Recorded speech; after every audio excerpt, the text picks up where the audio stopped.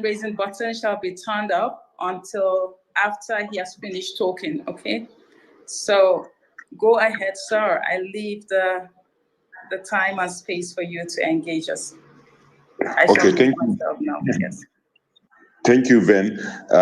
Your topic is very timely, is very important, because religion is supposed to be an instrument for development as well.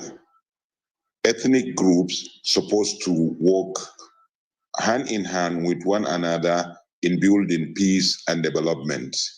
But unfortunately, in Nigeria today, the two have proved themselves to be an instrument of destruction, killing, insecurity, and other vices in the society. It's supposed not to be like that, but how it happened and how it is happening today is because we are very unfortunate to misuse and abuse religion. We are very unfortunate to misunderstand and misuse ethnic inclination. Why I said so is because people are humans first before they become Hausa, Igbo, Yoruba, or whatever. And we are human first before we become religious. Whatever choose we made, whatever meaning we gave to religion, we are human first. And you can't find religion in animals. Why? Because the Almighty decided not to engage animals in religion because they have no qualification to have faith. But we, as people, have that qualification to become religious and to involve in interaction with the Almighty. What is that qualification? That is the answer, the question. And if we can get the answer right, then we can solve our problems using religion. That qualification is sense. Because we are sensible, because we have mind to think, because we can differentiate between good and bad. That is why the Almighty sent his messengers to educate us, to enlighten us, to show us the way. But the way to where? I want to believe that every apostle is teaching his people, that he is guiding them. He is showing them the way. But the way to where? If we agree that religion is showing us the way to heaven, then we have to also appreciate the fact that we cannot be moving to the heaven without being alive. We cannot move to the heaven without being in this world. We believe that this world is a transition to go to either eternal life in the heaven or eternal life in hell. What is the right, the appropriate way to differentiate between a good life in the hereafter and a good life, a bad life in the hereafter? The way we live here is the indicator, is the one that will tell us that we are moving towards the right way to heaven, or we are moving to the other direction. Here in the world, our interaction with other people define our relationship with the Lord, the creation, the creator of the world.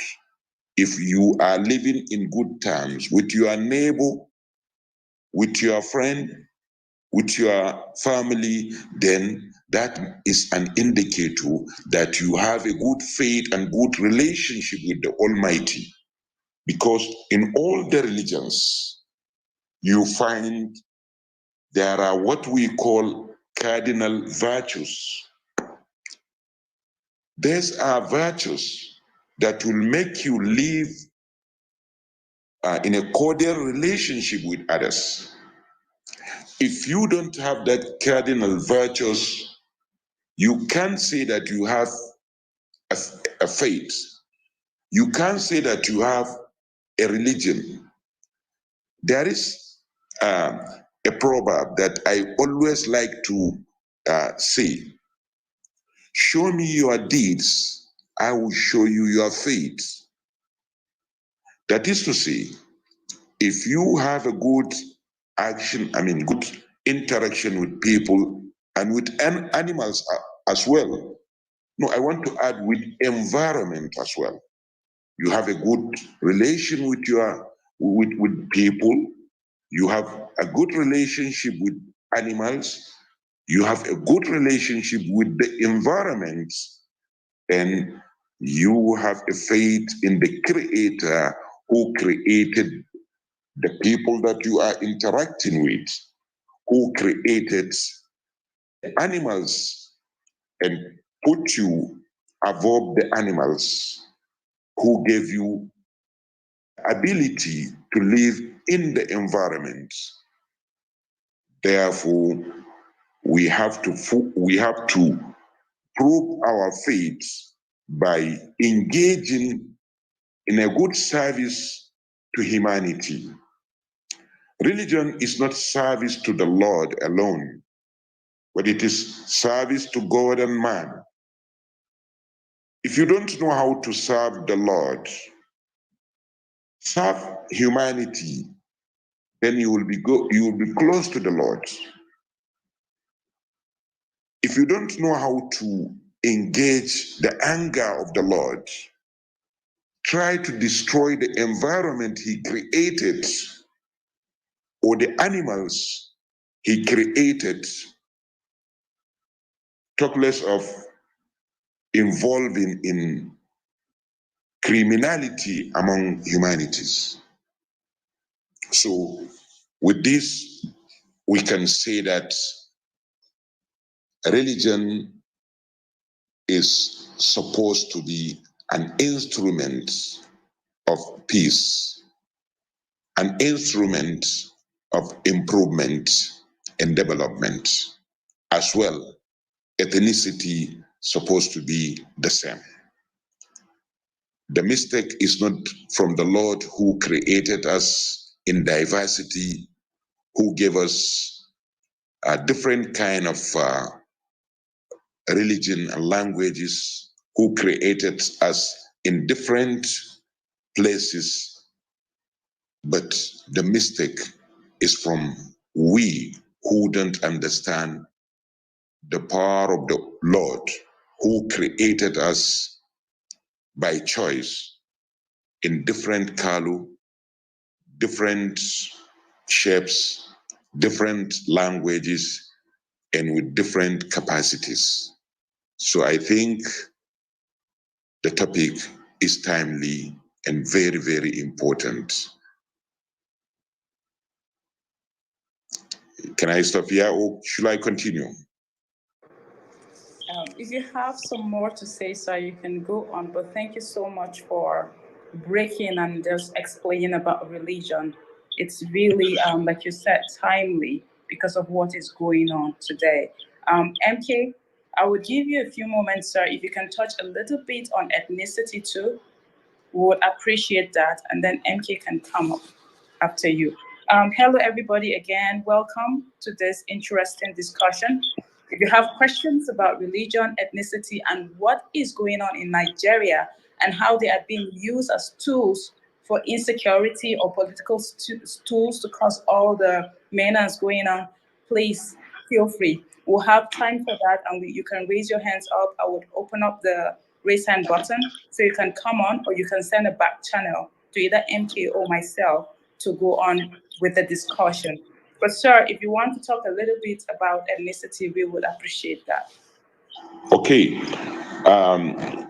Talking about ethnicity, we have a verse in the Quran which the Almighty explained why He created us in different nations and tribes. He said, "O mankind, we have created you in different nations and different languages so that you may appreciate one another. But the most honored among you, to me, is that who has piety." If we look at this, we can see that the essence of having ethnicity or different ethnic groups is for easy identification and appreciation, not for killing one another. If we are looking for Ven, we can have many Vens, but if we say we are looking for Ven, who is a Birom, this is a way of identification, for instance. Or if you are looking for Muhammad and you say that Hausa who was born in Jos, this is a means of identification, not a means of killing one another. One stereotype belief that we have is, hence I am Hausa, I will say that every Hausa is excellent and every other ethnic group is bad. Or if someone misbehave, I will look at him as, oh, no wonder he is Fulani or he is Yoruba or is this. This is not the way it's supposed to be.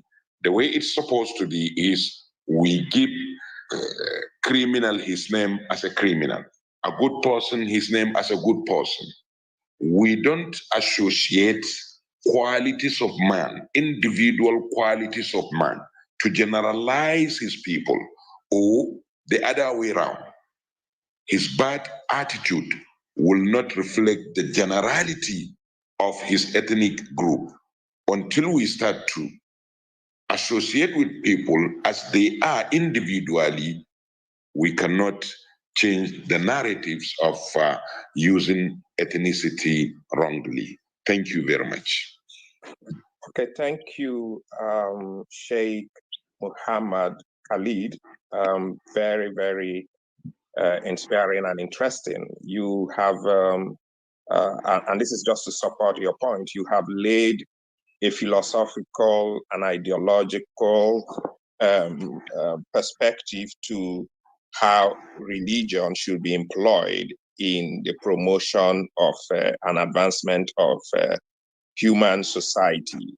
And you have established that the difference is actually between good and bad. And what should unite humanity is the highest advancement of the human being and how he is able to use whatever religion from a philosophy or from an ideology of advancing the betterment of every human being and every society. I guess perhaps it is this the lack of this and the degeneration of the philosophy behind religion, whatsoever the spirituality people attribute to it, that makes any religion the what that it is from what you have laid out. But I'll probably push all of these philosophical and ideological questions deeper into the context, particularly the Nigerian context, and how insecurity and, of course, competition, negative competition in Nigeria, if you like, has fed from the type of the way ethnicity, religion, and the politicization of both had led to the type of conditions of economic decline and security challenges that we have. What would be your specific take on a couple of issues that have happened, and I'll probably take them once and for all? The fact that there is the broad sense, because you have talked of identity and you have talked of ethnic identity, for instance, and you have also talked of religion and, of course, religious piety and worship. What is your take in the way that particular, because you have said we should judge people from the perspective of their individual use. What will you look at when we see the aggregation, the collectivism, a set of collective use of that in the way people perceive the Fulanis across Africa, from Senegambia down to these things, and the expression of that by a majority? What will be your take? What will be your interpretation? What do you think is happening with that large groupings of Fulani interest around the use of ethnicity, like we see the Fulani ethnicity, the use of Islam by the Fulani ethnicity, the use of political and governance issues with the Fulani ethnicity, to sort of create the type of conditions that we have here? What would be your take? Because this is the perception of people. You see in Nigeria, the federal character realities in Nigeria are abused. We see that the lack of economic productivity in Nigeria is challenged because of the fact that there is a whole lot of arms and begging rather than taking people to school and being productive. And then the use of politics to, harness all of these issues and create conditions that creating displacements, displacements and conflicts in farm settlements with cattle and so on. All of these things are the type of things that are generating this. Can you then contextualize and give us a sense of what you think is happening with this in regards to the Nigerian ethnic, religious, and political and economic conditions? Thank you. It's a long question, but I just wanted to raise the elements of that are visible in this, which is religion, ethnicity, politics, economics, and even security forces, which is directly related to that, and all the conflict that it is generating and all that. Thank you. Thank you very much for this technical and wonderful question.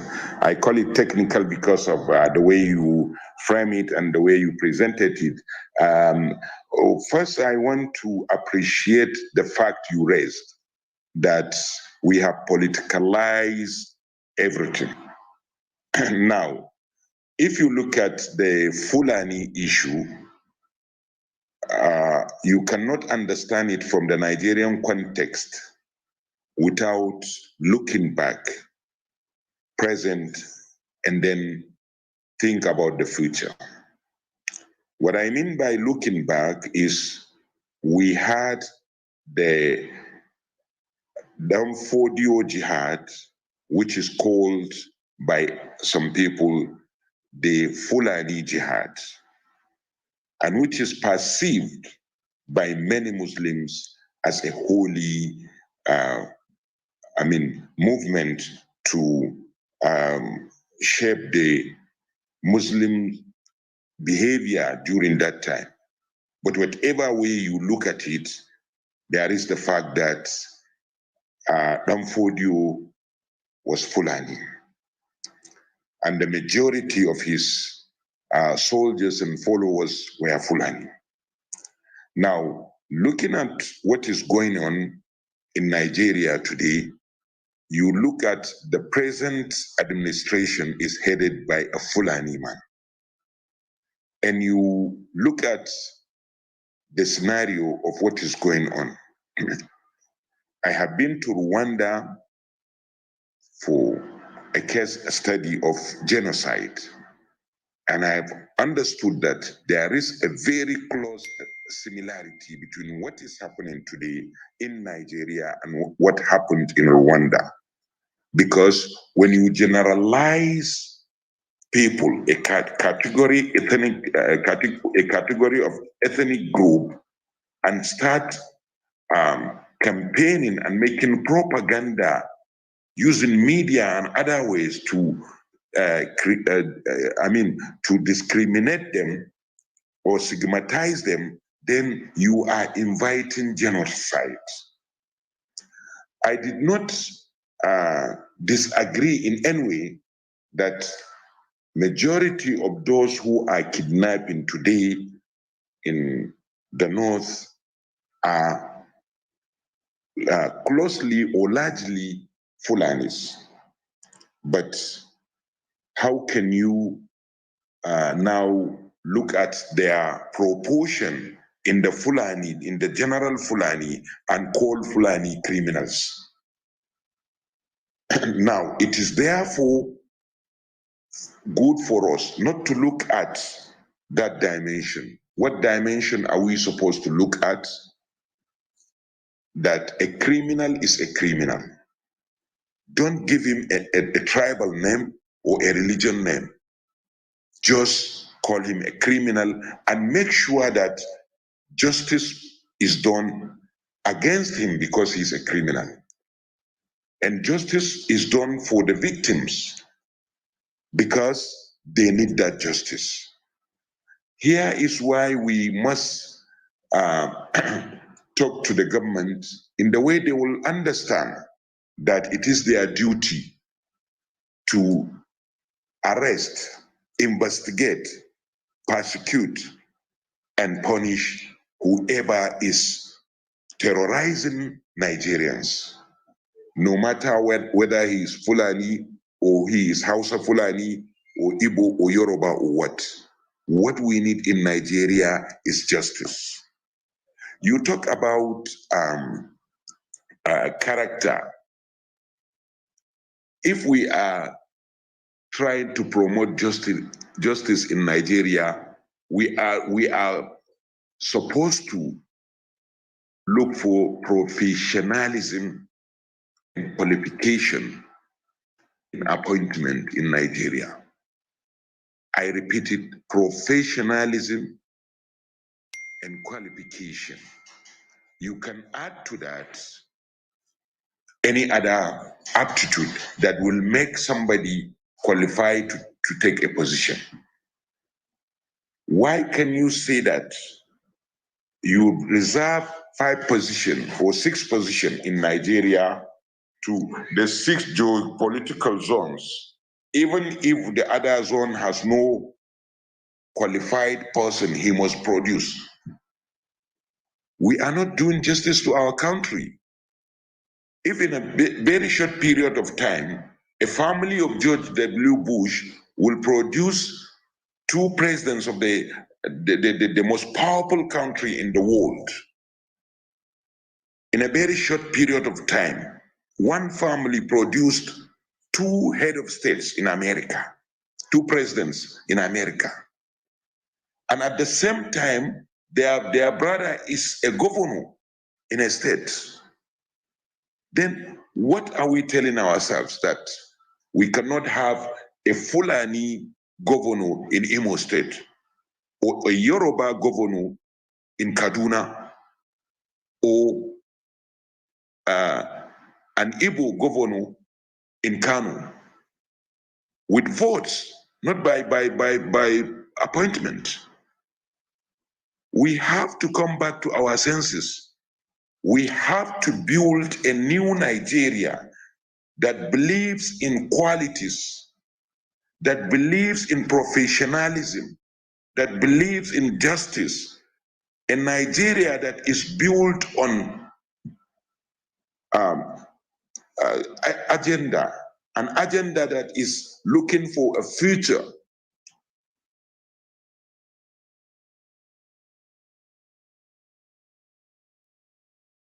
On children. So we have to say no to anything I repeat again, what we are doing today is destroying the future of our nation, our unborn children. We have to stop that. We have to start giving appointments, not because of religious background or ethnic inclination or sectionalism. We have to start giving appointments in Nigeria because of qualities and qualifications. Thank you. Okay. I probably would have asked more questions, but I'll just ask one and reserve the others for others to ask. Maybe they may also push that. But for now, I am looking at the law. And when I mean the law, I am combining two elements in the law as it is. And that sense that justice is about participation, justice is about inclusion, justice is about respect of diversity, justice is about following the proven system. You just mentioned America, proven systems of inclusion, participation, diversity, that then allows the best within a diverse system to emerge. When people seem sure that, okay, the higher qualities are to make people who are professional, who are experts, who are integrity, to compete among themselves. And that is why perhaps they create constituencies that allows people to come from constituencies and allow constituencies to elect the best in terms of integrity, the best in terms of professionalism, the best in terms of competence, so that when they all come together, they compete among themselves so that the best of the best emerges. That, to me, is the sense in which I understand inclusion, diversity, and models of government that allows things like federalism to play. But the context in which you are describing this does not seem to even acknowledge a federal system of government. It does not even seem to respect diversity. It doesn't, in fact, it goes ahead to probably give the impression that only, for instance, security services that should be very, very delicate in terms of federal character, which is a law and a part of the Constitution, should then respect people to bring people together from their best in their own areas to become there. Is it that we don't have?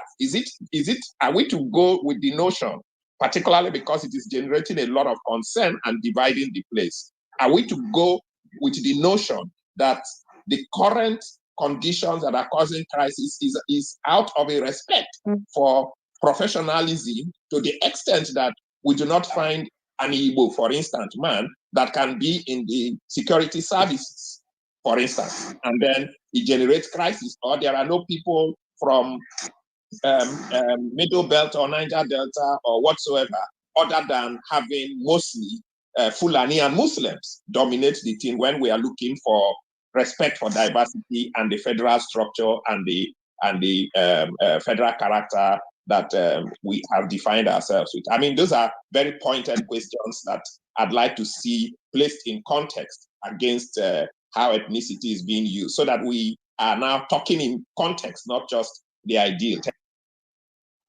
Thank you very much for that question. I want to believe that the context of Nigeria, or the present situation of Nigeria, need to be addressed from different ways.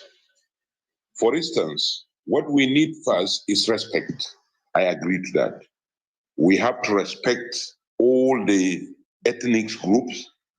We have to have an inclusive government that will include every part of the people, that all the ethnic groups will agree that they are part and parcel of the nation. Then we now start thinking of removing that notion from our minds that we need Fulanis, Hausas, Igbos in the security, not the security itself. What we need is to agree that if you want to be the head of the security, you have to be the best. But we have to have that respect first. We respect each other. We respect our rules and regulations, our constitution, our laws. We respect them. We respect everything and everybody as people. Before we understand that now we need to go for professionalism and qualities. Now we want to keep Nigeria as one, and we want to remove that feeling of segregation and what do you call it? Intimidations and other things that people that think that they have been excluded from the government. We have to remove that first. And the way to remove that first is to have all-inclusive government that is concerned with everybody, that is appointing everybody, every ethnic, every group, every section. No one will say no. And we have to identify some that are not sincere. If they say there is no this tribe in this section, maybe we have, it is a whole house. Some are in the security, some are in this, some are in this. But some people will now look at where their language is or their people are not fully represented. They will talk about that, but forget that in the other place they are the dominants. They dominated everything. What we need is respect and sincerity. If we have that, then we now come and teach ourselves how to agree that yes, we are all Nigerians. We want Nigeria, that we all Nigerians believe in Nigeria. I would like to give you an example. There is what we call the National Day in America. They have it as a National Day, and we call it Independence Day. During the celebration of the National Day in America, you will hardly find a single home, a single house that will not have the flag of the nation flying on it. And then the flag will be bought by that family. They will hang it that today I will celebrate my country. How many flags have you noticed during the independence of Nigeria, the most recent one? Who will dare use his money to buy flag of Nigeria? Did we really believe in Nigeria? That is the question. And we have to start preaching that instead of preaching Hausanization or Fulanization of Nigeria or Ibonization. It is only in Nigeria you have this kind of language, this grammar. Fulanization, Hausanization, what do you want? We have to stop it. I am not pointing a finger of blame to anybody, but to all of us. We are not doing the right thing. Thank you. Okay. Thank you very much, Sheikh. MK, do you have something else to say? I'll take it later on. Just go ahead. Okay, thank you so much. Thank you, Sheikh, for your responses to the question. Before I go ahead with my question, because my question is on the how. With all that you've said, we have the reality going on in Nigeria. How do we make Nigerians respond positively to what's going on? How do we bring the culprits, the terrorists, and all of these people to justice is the how. How do we move on from where we are right now to where we are expected to be? But before you respond to that, Sheikh, I want to welcome more people. I see them joining in. Welcome to this room. This is an ICON room, International Committee on Nigeria. And we advocate for the right to live, the right to religious freedom, and then we protect the vulnerable against all forms of persecution right here in Nigeria. To know more about what we do, what's going on in Nigeria, I know a lot of us know about that, but to know more and more and all that we've done, because we've been collating data about the killings in Northern Nigeria, Middle Belt, and where have you. You can go to our social media platforms, ICON Help on Facebook, ICON Help One on Instagram, on Twitter, and you can go to our YouTube channel, ICON/PSJ Media. You would find a lot of resources, and you can also visit our website, iconhelp.org, to get that.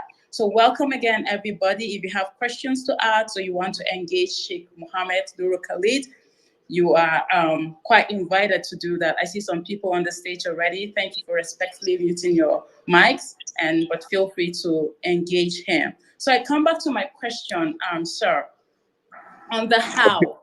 How can we move on from where we are right now in Nigeria with the killings, with the is it Boko Haram? Is it Fulani militias? Is it bandits? Like all that is happening with the insecurity, how do we move on from this point to the next point for positivity and a better Nigeria, sir? Well, I think in every nation that you find development and peaceful coexistence, one thing is present. That is true patriotism.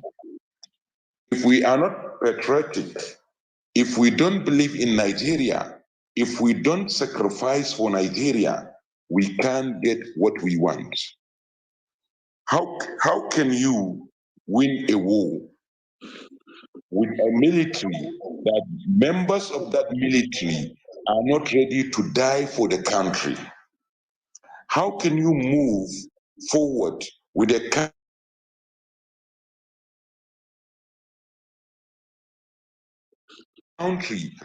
some politicians that are not there to sacrifice for the country, but they are there to loot the country? How can you move forward in a country where the majority of the citizens of that country are not ready to sacrifice for the country? I think what we need is patriotism. If we understand what is patriotism, and we are ready to sacrifice for the country, and if we are ready to think of what to give Nigeria,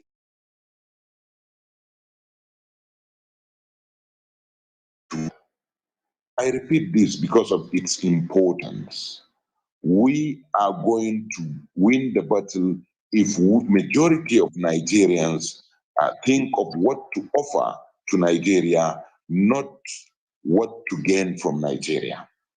When we are ready to vote for people because they are competent, not because they speak our languages, not because they are from our religion, not because they are from our part, but because they can deliver.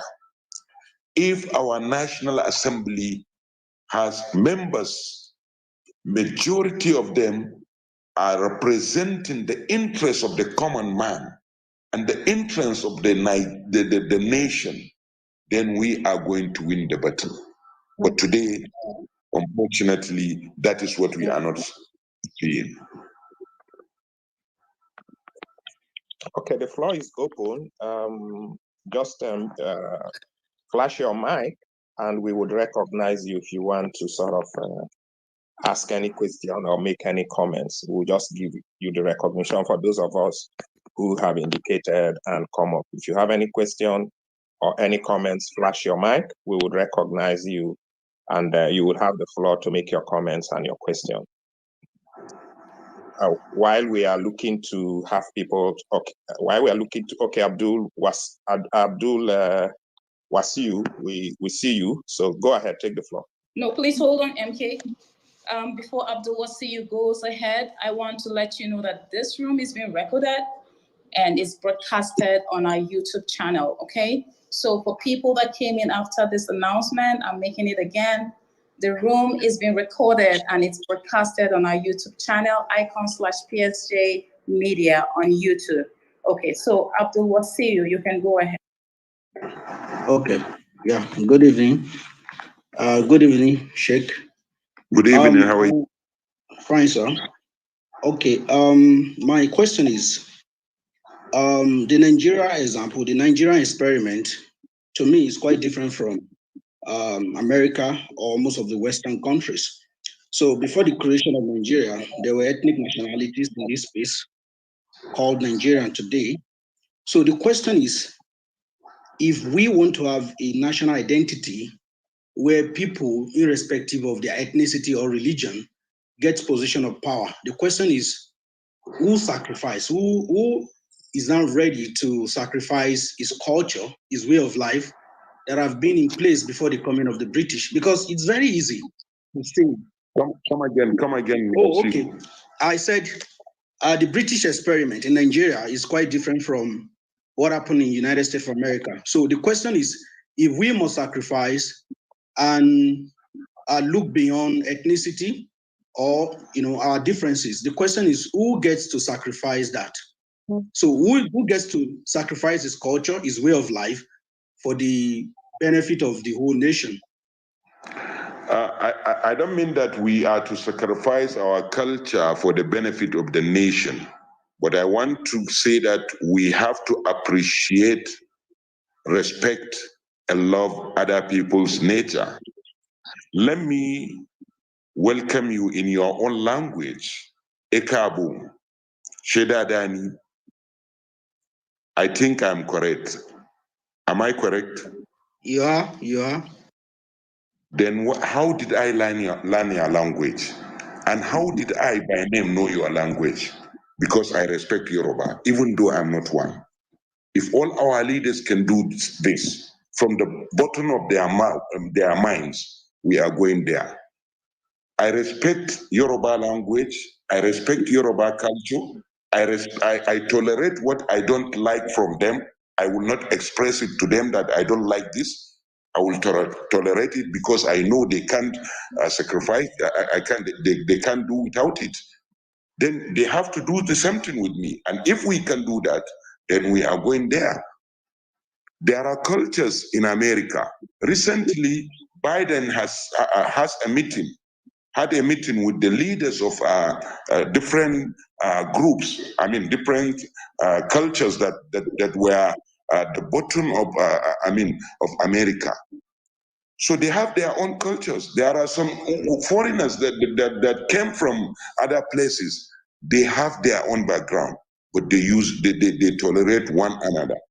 So if we can tolerate one another, respect one another, and tap from the potentialities Yorubas have for the benefit of the nation, tap from the potentialities Fulanis have for the benefit of the nation, and the good things that the Igbos have for the benefit of the nation, then we are moving forward towards development, and we are going there.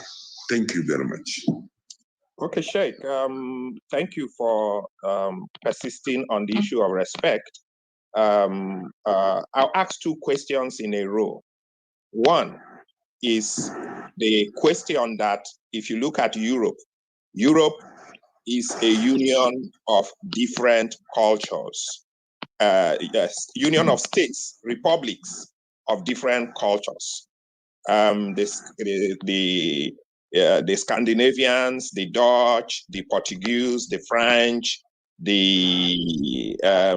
mention all of them. There is no European nation, even where, like in Switzerland, where you have three different ethnic nations, they established a model, a system, a political model that legally shows respect for their diversity, which you are calling for, so that diversity is not some sort of ideal that does not have form in the way that the structure of the country is arranged. If you live there and go to India, India has about 100 and something federations.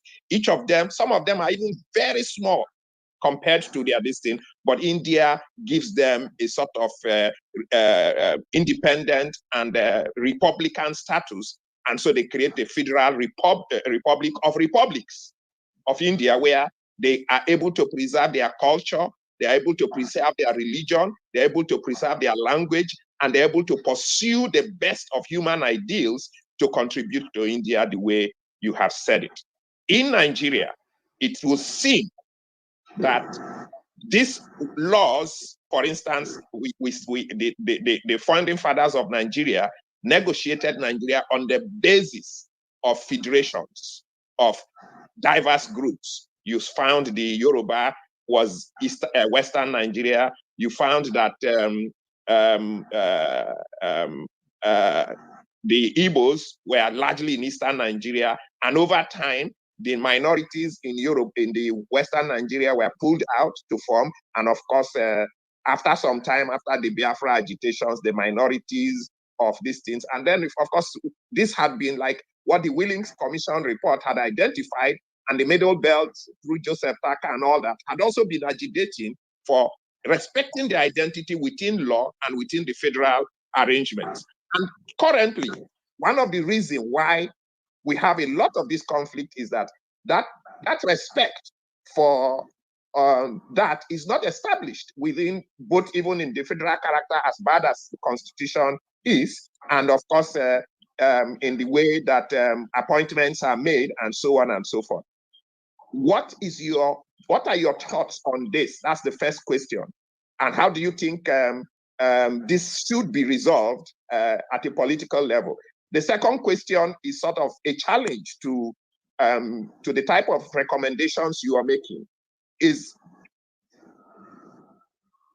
of organizing, because we can come everywhere, we can say it. Are there practical ways of organizing and challenging some of these things, if you believe in them, that we must have a structure of respect?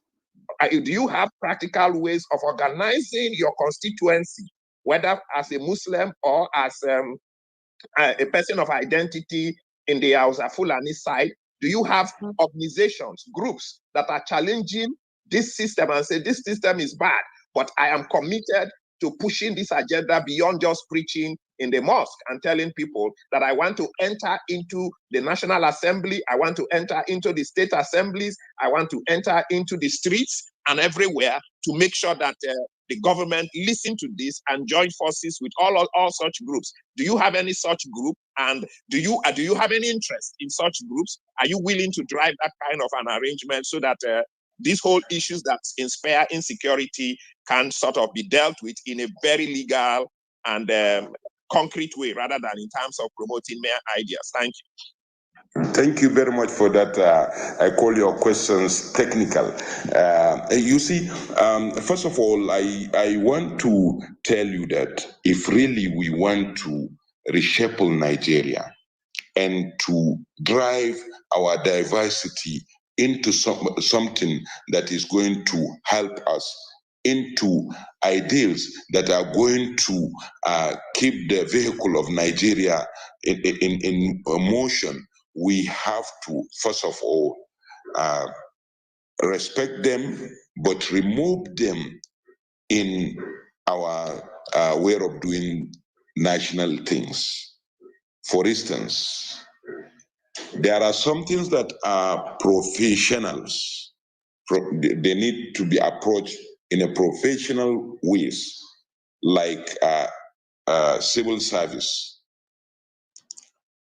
When you enter into civil service from whatever level, and you now build a career and become a director, what is the next appointment? You either become a director general or you become a permanent secretary.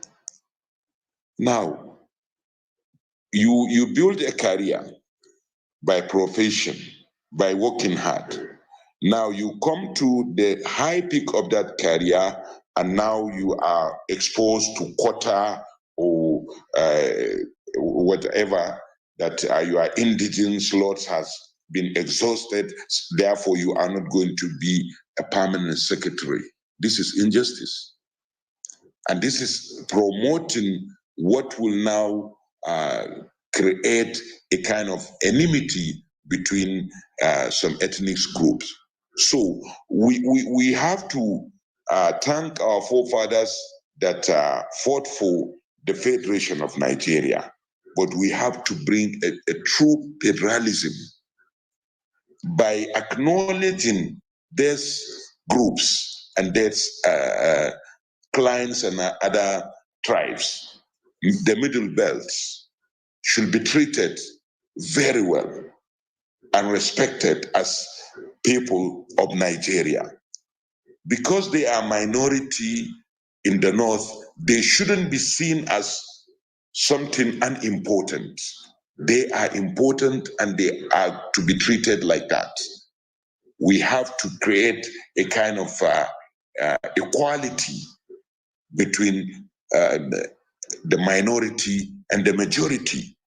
Where the majority will be of importance is when it's come to vote. But when it's come to other appointments, we have to be careful how we treat the minority and this and that. Now, coming to how can I participate in changing the narratives? Did I have any? Yes, I think I have a very good network. But maybe you may think it is not that important, but it's very strong nowadays.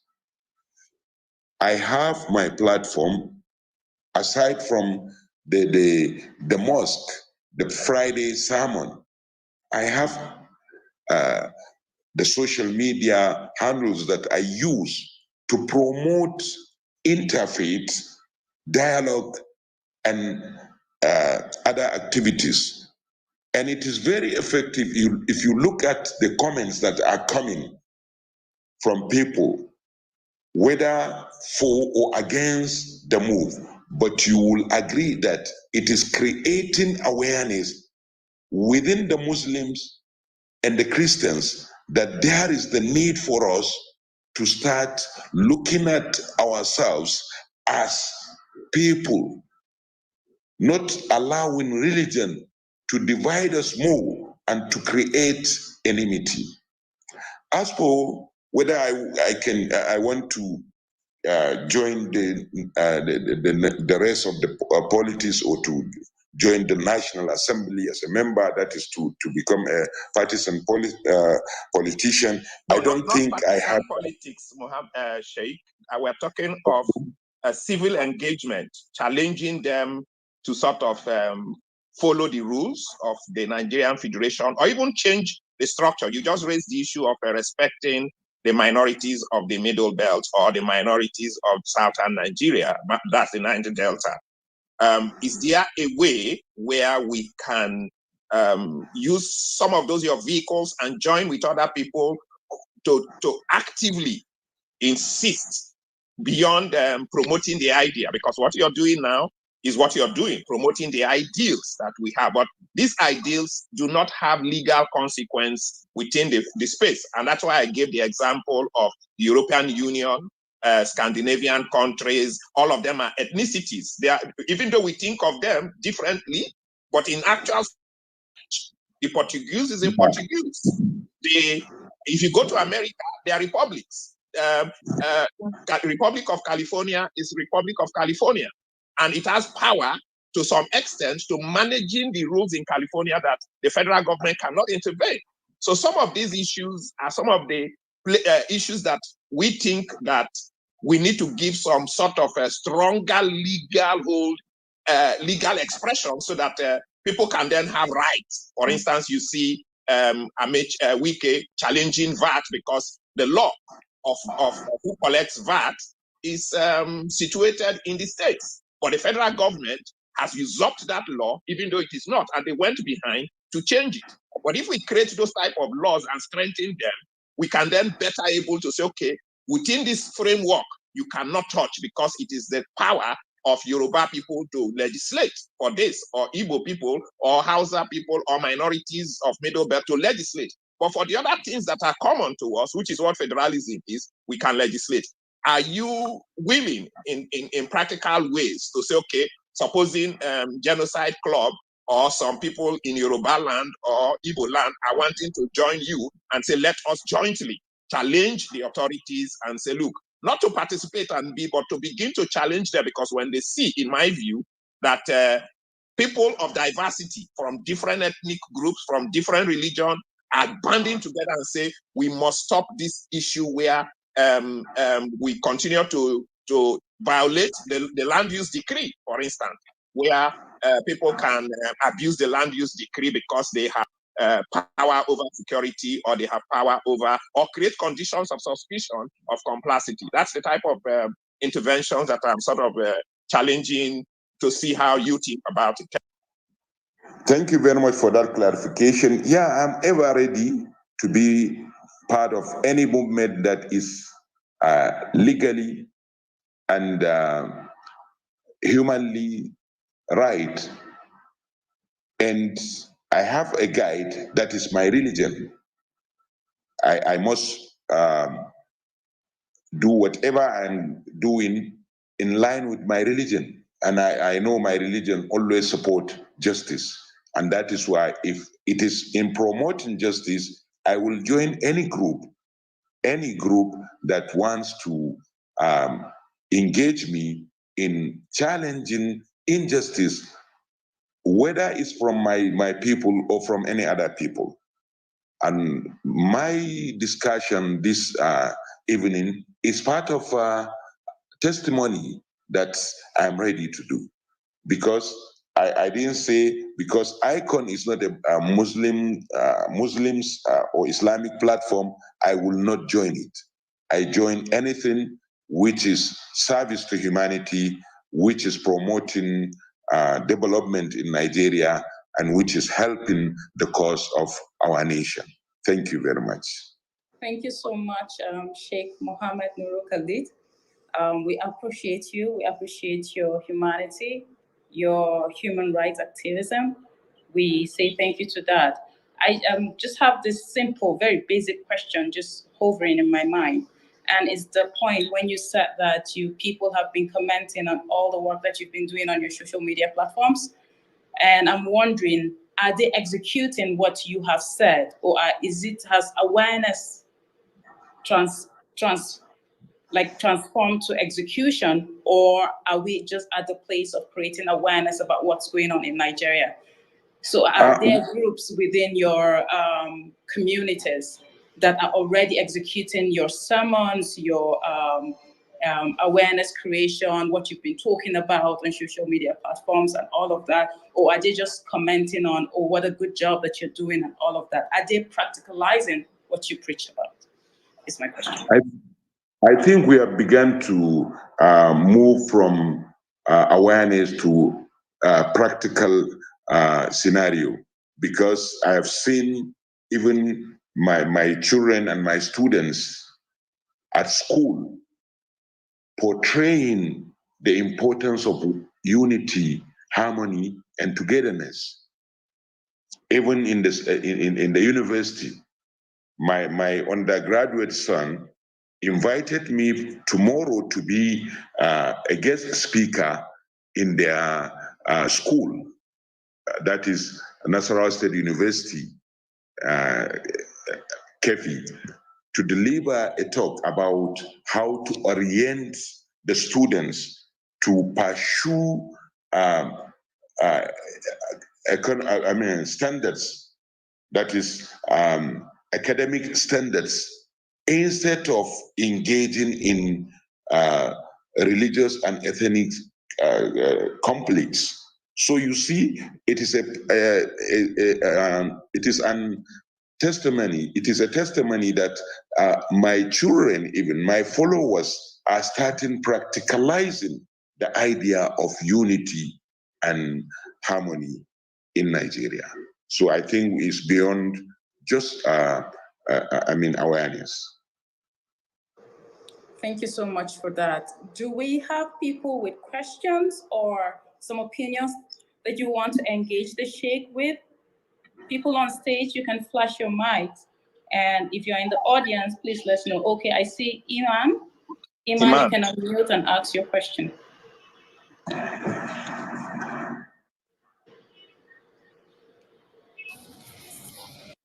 Hi, can you hear me? Yes, Iman, yes, we can. Oh, fantastic. So, since he tried to, I think the Sheikh spoke a little bit of Yoruba. I was very impressed. You know, so I'll say Assalamu alaikum wa rahmatullahi wa barakatuh. I think if I remember correctly, that's something, peace be unto you and God's mercies and blessings or something. If I pronounced it wrongly, forgive me. Don't worry. So I hear you speak. But I think one of the problems fundamentally that I have with Nigeria is the idea that somehow we must all evolve this Nigerian identity. But I believe that to evolve a singular identity, a singular unitary identity in Nigeria, it would mean that some of us would have to give up parts of our culture, parts of who we are, in order to fold ourselves into a singularity. Because if you look at the United States of America, for example, you had German immigrants, Polish, people from Iceland, Italy. They all decided, well, a set of people voted and decided to speak, English, because fundamentally the 13 colonies, the original colonies of America, were created by the British, fundamentally. So in the end, the English culture kind of held sway in that country. And that is the reason why they speak English today. They could have been speaking German, but somehow it's English they speak today.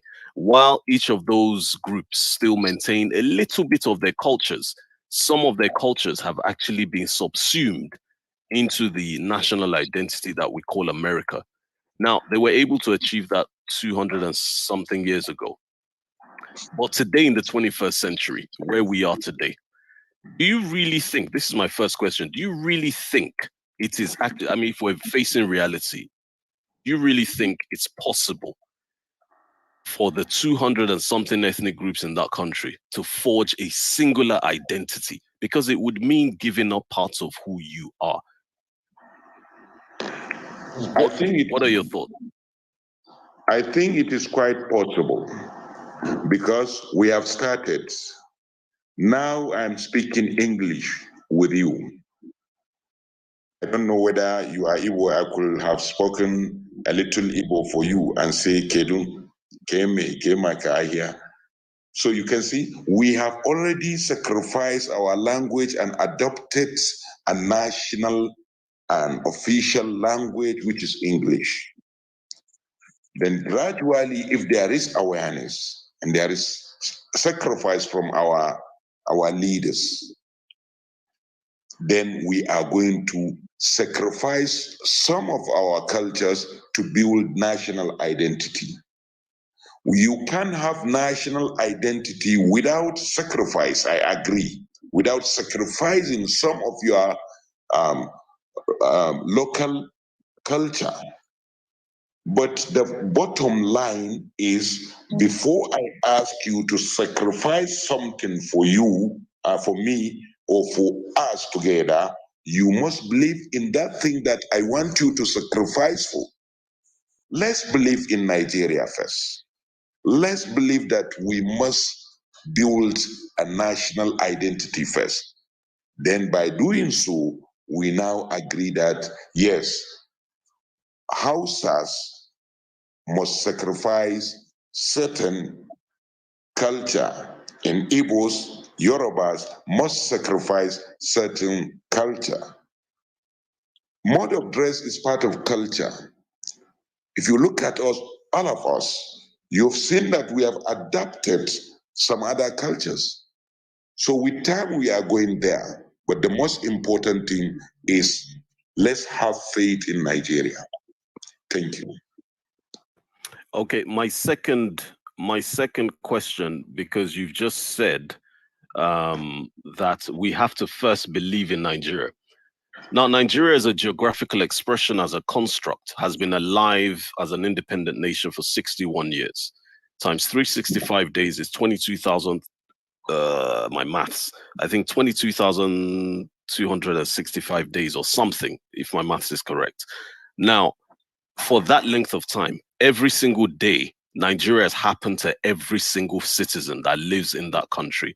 How then do we actually begin to believe in Nigeria first? And these are your words. You said we should believe in Nigeria first. How do we do that, given what has happened every day since the day that country became independent, please? It is very difficult, but it is simple if we agree that we need it. That is the only thing that will make it simple. When we all agree, or majority of us agree that we need it, because it is, yes, a geographical setup. Even my own home is a geographical setup. but I need it. My local community is a geographical setup, and I need it, and I have to protect it. It is the Almighty that divinely used the Europeans to set up that geographical location and call it Nigeria. Yes, we have problem. Every day there is a new problem and another one. Yes, we have all the problems.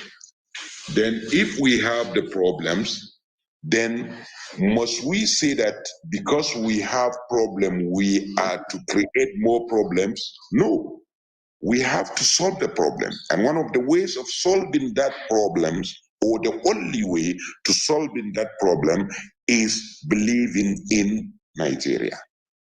Therefore, we can do that. And how to do that is by having a true Nigerians who are elites, a true elites Nigerians who can change the narratives by using this kind of platforms and other ways, by changing our political methods, by changing our way of governance, and by changing of many things. Thank you. Okay, let me intervene before, by asking a question before maybe I give to some other person to sort of also. Okay, I just have one more question after Iman, you. can you hold on a bit? Sorry, Iman. Yeah, I can. Just put me on the queue. Yes. Yeah, add me to the queue. It's fine. It's fine. Yeah. Okay. The idea of, because I raised the idea of giving legal expression to this sense of respect so that it is not an ideal, but is concrete. And I gave the example of the way Europe, which was imperial and fighting amongst themselves for a long time, began to reorganize and create republics. And then later on, when they discovered that they've been able to find peace in themselves, the French, the Germans, the Portuguese, the Spaniards, the English, all of them began to create republics based on their own separate identity.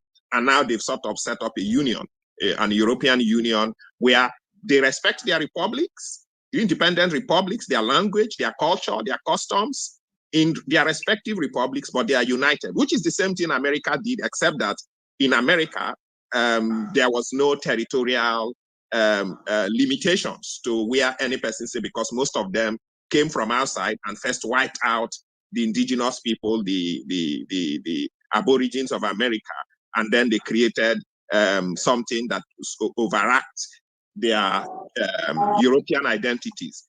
And in Nigeria, there has been consistent agitation. There has been consistent agitation that there should be some restructured Nigeria, that we need to have a federation that looks more like what the European Union is. What is your take, and how do you see this Nigeria? Because you must define the Nigeria that we must all be loyal to. And my view is that if we have to be loyal to Nigeria, that Nigeria must respect our political rights, our economic rights, our civic and social and cultural rights in such a way that, oh, I can see that I will fight for this Nigeria because this Nigeria actually protects my rights as a religious or identity person. But what is your take about the agitation? Because at the bottom of all of this is, for instance, the land rights of the minorities in the Middle Belt, which is a big problem now, and it's at the bottom of the conflict. What is your take about this kind of Nigeria that you want us to respect? Because we want to respect Nigeria, but we want to respect it because it is a Nigeria whose laws, whose systems protect and respect all of us so that we can give our life if possible, because it gives us the basis to do who we are. Thank you. Well, I want to reaffirm the notion that there is agitation, but it's agitation. And when there are agitations, what will solve that agitation is fair listening. If we can listen to the agitation and try to explain to them or solve their problems if it is solvable, then we are going to remove that agitation. Therefore, to bring a Nigeria that Nigerians believe in, we need to sit down on a table and discuss all the agitations. Is it from the Middle Belt, the Biafra, whatever? If we can sit down and say, yes, what are the agitations? What must we do to solve this problem once and for all? And after, at the end, we agree to believe in Nigeria and respect our cultures and religions, then we can move forward and get a Nigeria that we love, a Nigeria that we believe in, a Nigeria that we respect, a Nigeria that we can die for. That is my own take to that. Any person that has any questions, please, the floor is open. Ijele, please go ahead.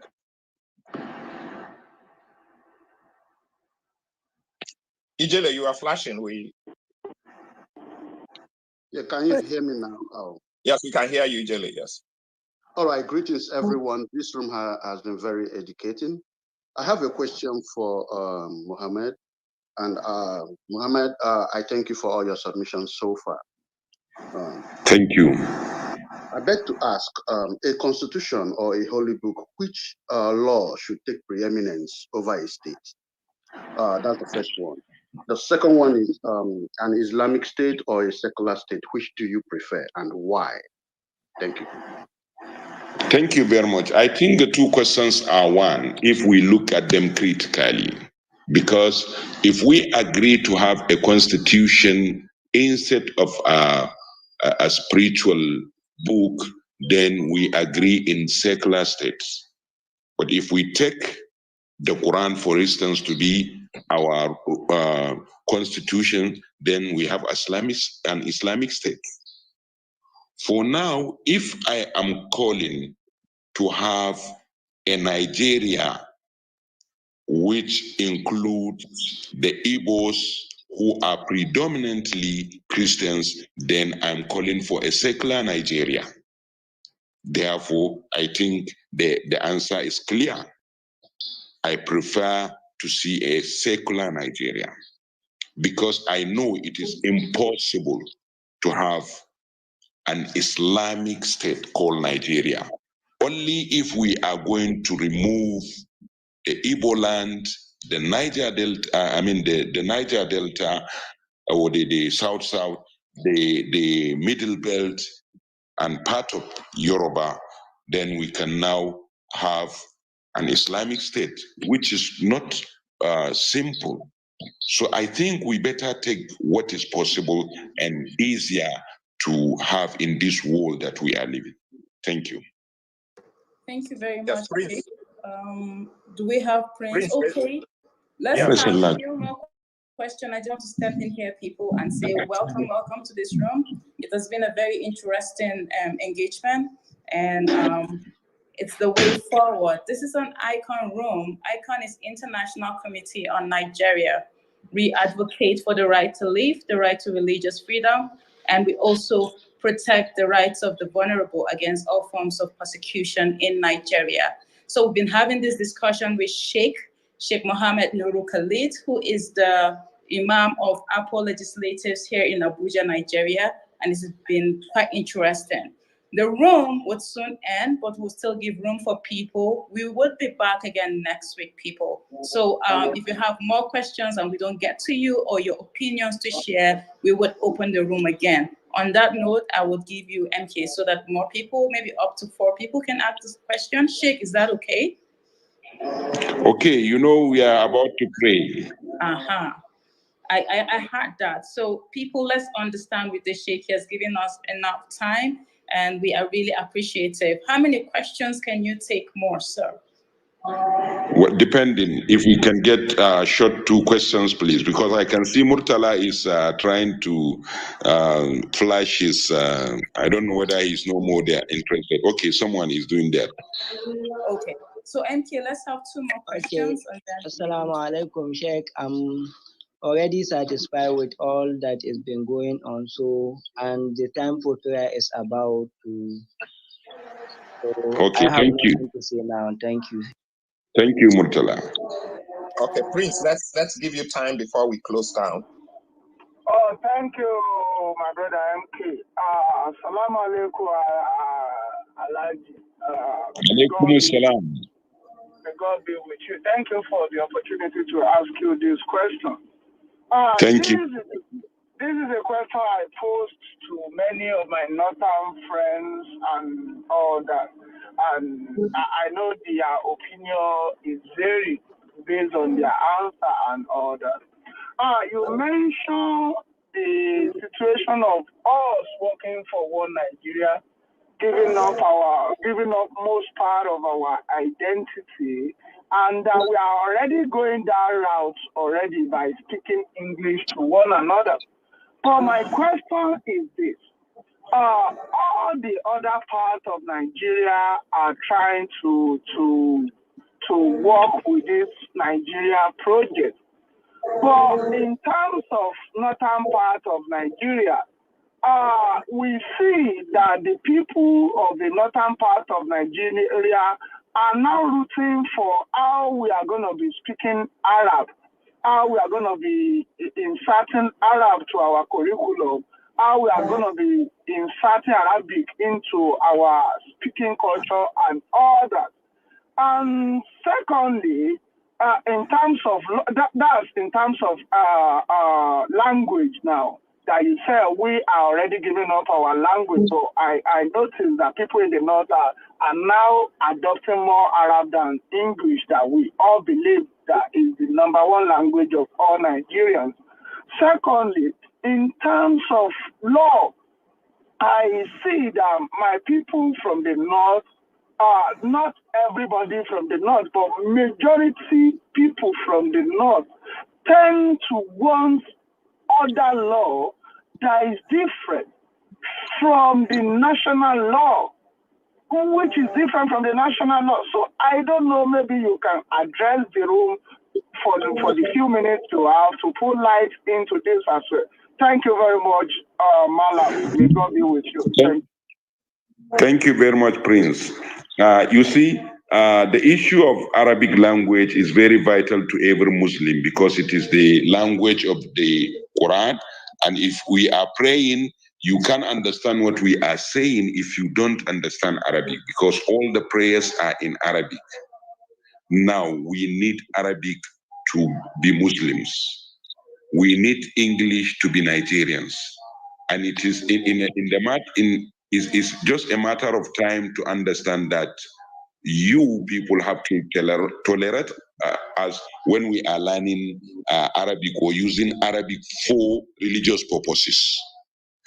And then we have to learn English to use it in offices and other cases. But I don't think I will support any Muslim using Arabic in official issues. Now, coming to the Sharia law, that is what you are talking about.